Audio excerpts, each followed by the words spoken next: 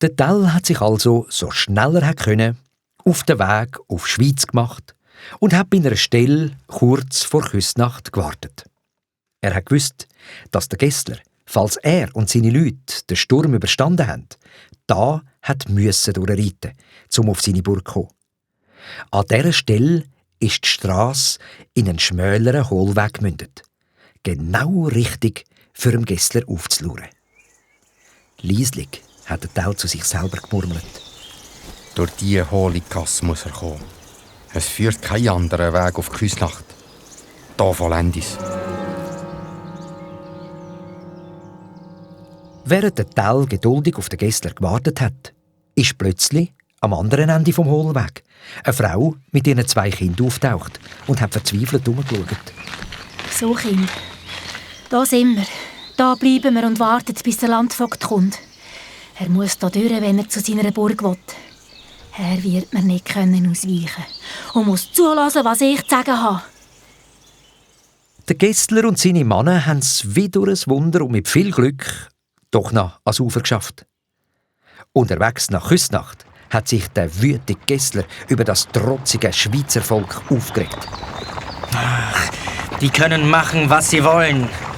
Ich bin ein Diener des Kaisers und muss darauf achten, dass ich ihm gefalle. Er hat mich nicht ins Land geschickt, um dem Volk zu schmeicheln. Gehorsam erwartet er.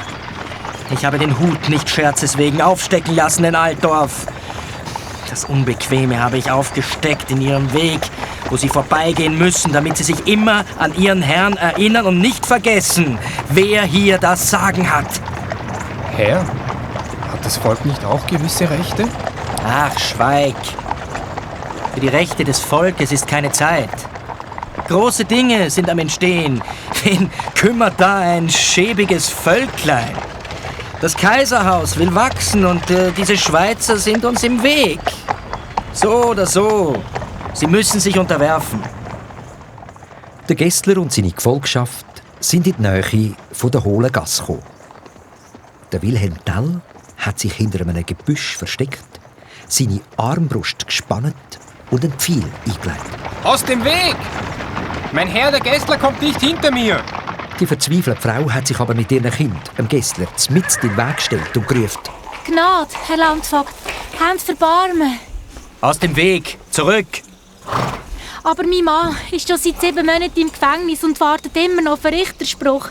Meine armen Kinder haben Hunger und schreien nach Brot. Habt doch Mitleid mit unserem grossen Elend. Oh, gebt doch den Kind, den Vater, wieder zurück. Hast du mich nicht gehört? Ich sagte aus dem Weg, du närrisches Weib.